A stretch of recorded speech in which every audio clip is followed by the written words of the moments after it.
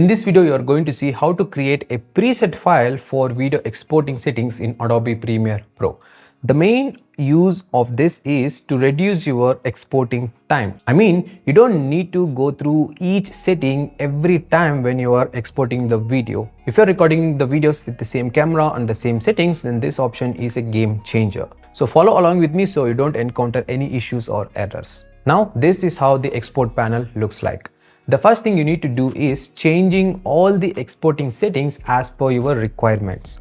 Once you have changed everything, on the right side of the preset section, you can see 3 dots. Click on it and choose Save Preset. A window will open like this. Here, you need to enter a name for the preset. After that, click OK. Now, when you click on the preset drop-down and scroll down, you can see the list of presets there. If in case you want to import a preset file, click on the 3 dots again and choose Import Presets. This will open the file explorer, and from there you can select the preset file. From now on, you can use this preset file while you are exporting your videos that are recorded with the same camera and same settings. That's it, guys. This is how you can create a video exporting preset file in Adobe Premiere Pro. Don't forget to like this video and also subscribe to the channel for more Premiere Pro tips followed by YouTube growth related videos.